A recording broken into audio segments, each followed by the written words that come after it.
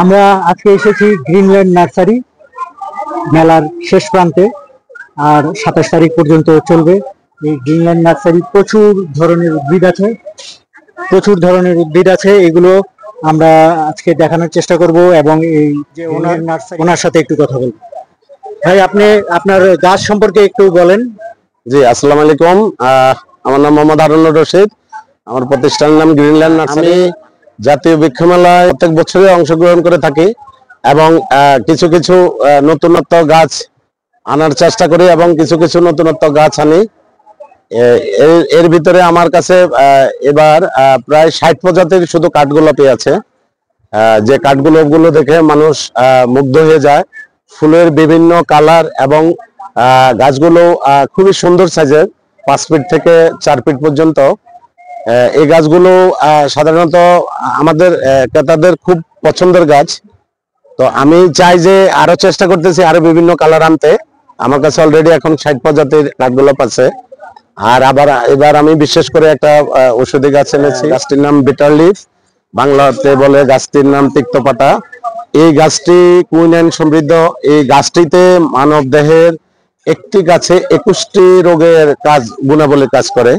এই গাছটি আমাদের সাধারণত থাইরয়েড, ক্যান্সার, লিভার এবং আপনার যেমন আমরা বিভিন্ন ক্লান্ত হয়ে যাই এবং এই গাছের পাতা খেয়ে যদি আমরা করে আমাদের শরীরে শীতলতা চলে আসবে। এবং এই গাছটি খুবই ভালো মানের একটি গাছ, যে একটি গাছ 21টি রোগের গুণাবলীর কাজ করে। সেই গাছটি তো অবশ্যই একটি ভালো মানের গাছ এবং এই গাছটি আমি ক্রেতাদের জন্য বড় গাছটি 3 ফিটের 2.5 ফিট 3 ফিটের গাছটি বিক্রি করতেছি 300 টাকা, ছোট গাছটি 200 টাকা।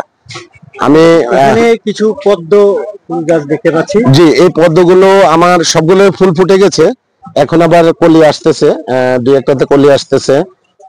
এই যে এখন আবার এই যে নতুন পাতা কুশি ছাড়ছে, ওই কুশিতে কলি আসবে। এই যে নতুন পাতার সাথে কলি আসবে। এগুলো সবে ফুটে গেছে অলরেডি, যেগুলো সব ফুটে গেছে। এখানে কিছু আমরা বনসাই দেখতে পাচ্ছি, এগুলো কিরকম প্রাইস?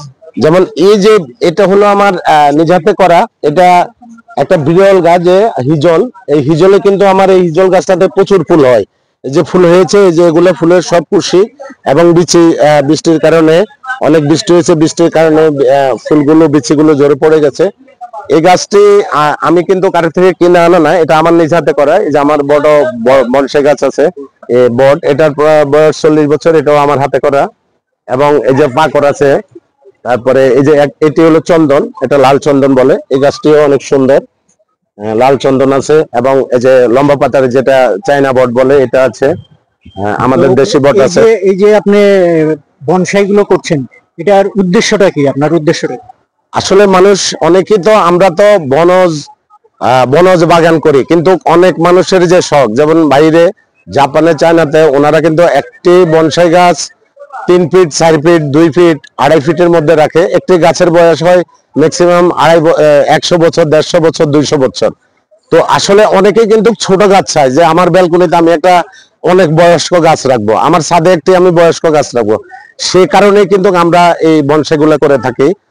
আর বনসাই গুলো আপনার একটি ছোট গাছে কিন্তু যেমন একটি বড় গাছ 100 বছর বয়সে যে সুন্দর হয়, সেরকম আমরা একটা টবের মধ্যে ওই একটি 50 বছরের গাছটাকে ওরকম গেটআপে আনি, লেয়ারে আনি, কিন্তু গাছটি ছোট থাকে, এটাকে বড় হতে দিই না। এটা একটা চমৎকার উদ্যোগ, কারণ আমরা আমাদের ভবিষ্যৎ প্রজন্ম অনেকেই এই গাছ চিনি না।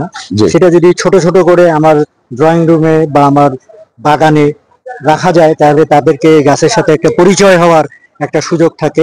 এটা এই ধরনের উদ্যোগটি, এবং দেখতেও খুব চমৎকার লাগে এই বনসাই গাছগুলো। তো গ্রিনল্যান্ড নার্সারি, আপনার ফ্যাক্টরি কোথায়?